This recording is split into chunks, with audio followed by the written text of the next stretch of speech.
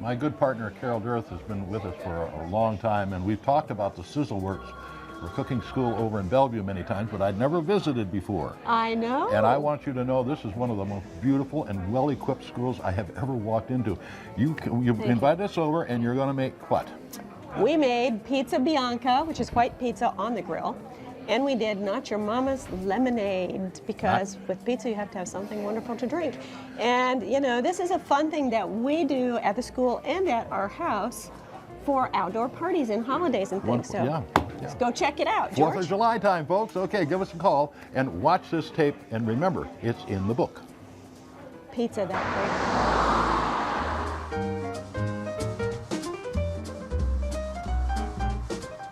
We're at the Sizzleworks Cooking School in Bellevue, the professional home of Carol Searth, our co-host and resident chef on KCTS 9 Cooks. Carol, this is a beautiful facility. Thank you, George. We are so thrilled that you are here today to visit us at Sizzleworks. What are we going to cook? We are going to be making some pizzas on the grill, and these are not your normal pizzas.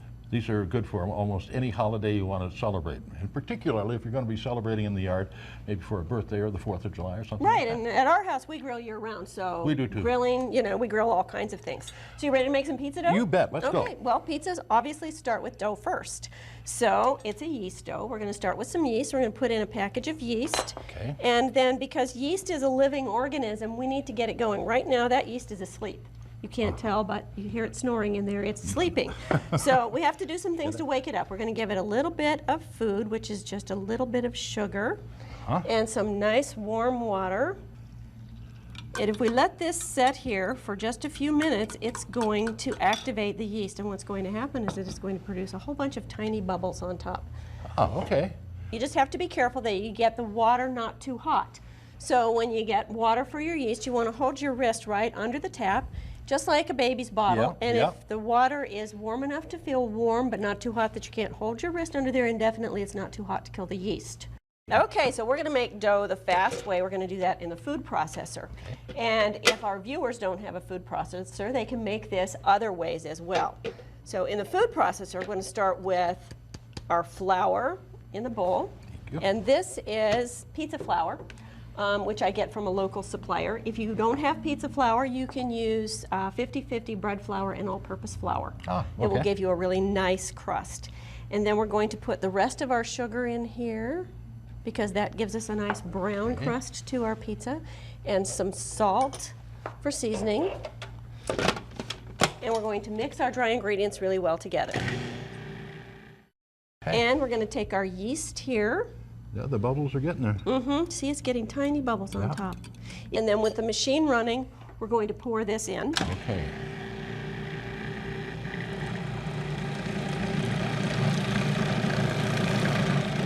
Get it all in, and if it doesn't form a ball, we may have to add a little bit more water. We can always add more water, but we can't take it away. Take it out, so we just add water a little at a time. What kind of consistency are you looking for here, Carol? Looks pretty... I want this to form a ball. See how it's it looks like a roll of dough right now. So if we look in here now, and if you were doing this by hand in a big bowl, you just continue to add the water and mix it, and this is what it's going to look like right now. So this is what's called a rough dough. So now we're going to knead it. This is the beauty of the food processor. It's going to knead this dough in 45 seconds. Which would take us how long without the food processor? If you're kneading it by hand, it's going to take probably 10 to 12 minutes or more. So right now it's been kneaded for about 15 seconds, and we're going to put a little bit of oil in here because it just gives our dough a little bit silkier consistency. Oil is optional. You don't want to put it in at the very beginning. You're not going to get those elastic strands that you're looking for in your yeast dough.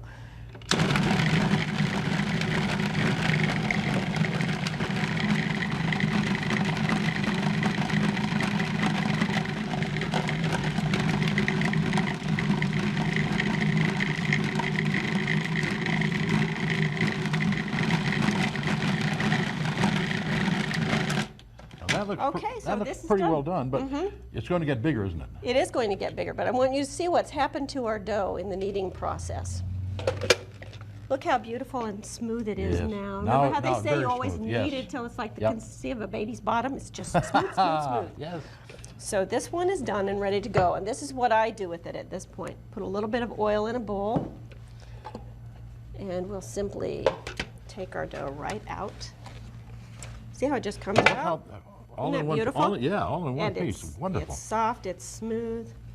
Get a little bit of oil on the dough, oil around the sides of the bowl, flip it over.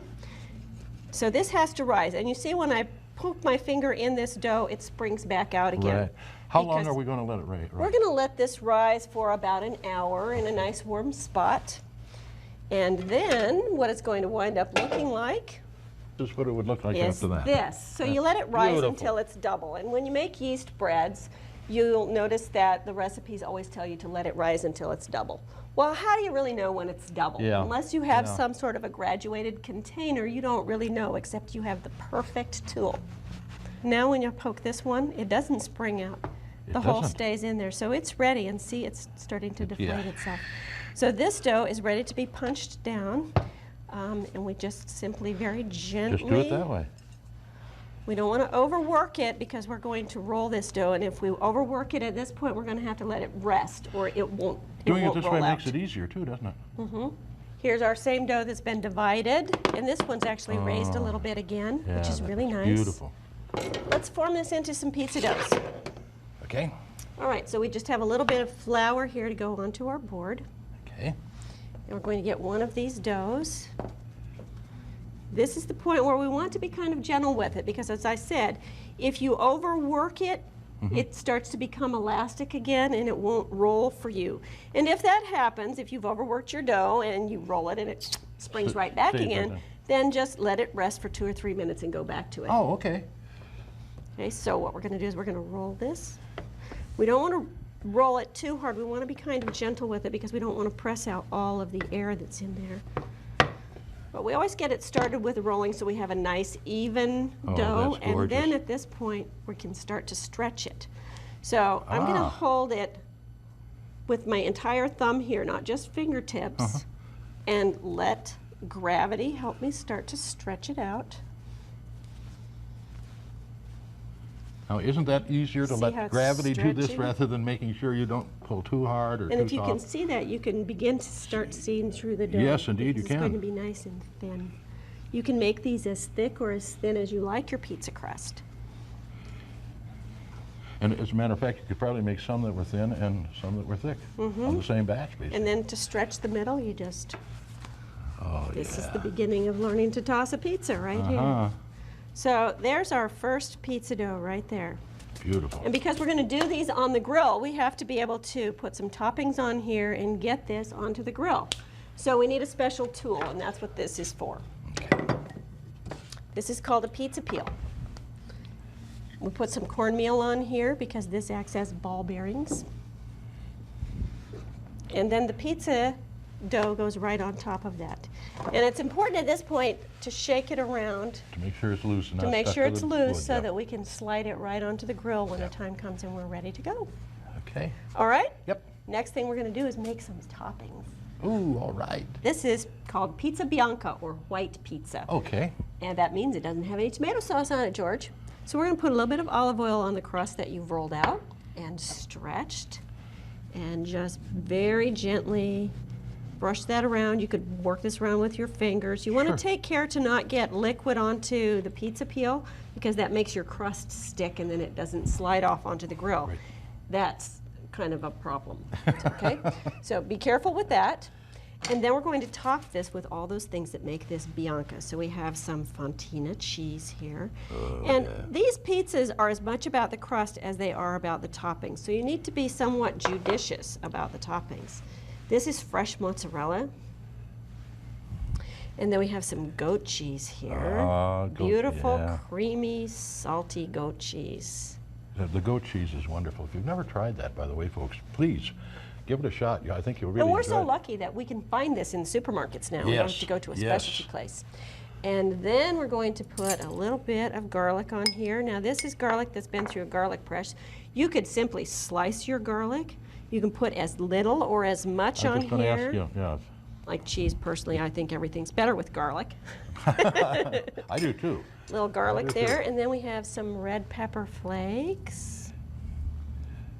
Just a few of those. Then we're going to put some sea salt on here, and because I have this, we're going to use this. This is a smoked sea salt. It's been smoked over alder wood. Give it. Oh yeah. It's pretty amazing, isn't it? I'd never seen this before. It's beautiful. So it's black, and we don't need a lot, just a little bit. And a good grind of black pepper on here. And then we're going to put just a bit of parsley on to give it that freshness. And this one's ready to go to the grill. So let's give it a shake, make sure it's still moving. Yep. And this one's ready. Pizza Bianca. To grill the pizzas, you want to start with a clean grill preheated to 450 degrees. Gently slide the pizza down to the edge of the peel and then slide it onto the direct heat. You'll know the pizza is done when you start getting brown grill marks on the underside of the dough. At that point, you're going to move it from the direct to the indirect portion of the grill. You'll know it's done when the cheese is bubbly. That takes, 2 to 3 minutes longer. Take it off the grill, cut it, plate it, serve it. Most importantly, enjoy. What are we going to do? And I like to do something that's a custom blend of lemonade because not everyone wants an alcoholic drink. So there are a number of different things you can flavor your lemonade with. And today, because we have all this beautiful fresh basil, we are going to make basil lemonade. It's pretty amazing. So we're going to start out with chiffonading our basil so that we don't bruise it. You can make this recipe with other things as well, things like rosemary or lavender. Herbal lemonades are really nice. Or you can do something like ginger. Ginger lemonade is so incredibly refreshing. So I've done, a lot of these I think the folks probably have not heard of. I know that I hadn't heard of certainly basil lemonade. Yeah, this is great. I know all the rage the past few years has been watermelon lemonade, which is kind of fun. So here's our basil. We're going to take this basil and put it into some hot simple syrup, which is right here. And we're going to let that infuse. So this is going to need to stand for about half an hour. All right, so to finish this up, we've got our nice pitcher of ice here. And we're going to put in our basil infused syrup.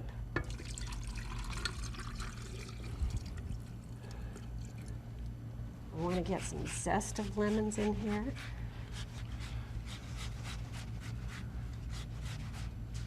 That goes right into here. And we're going to juice these lemons, which means if we want to get the very maximum amount of juice out of these lemons, we're going to put them in the microwave on high for about 15 seconds. Oh. And they are going to give us lots more juice. We already did that.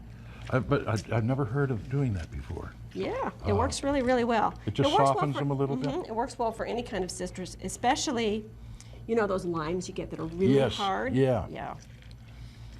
I remember as a child, my mother used to make orangeade too. That was wonderful. I bet it was great. It was.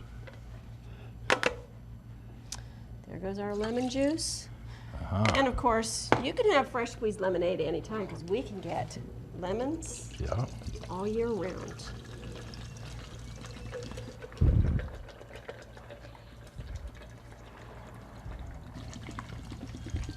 So the other thing that makes this lemonade special is that we use club soda in place of water. Gives it a little bit of festiveness. Okay. We'll give this a good stir.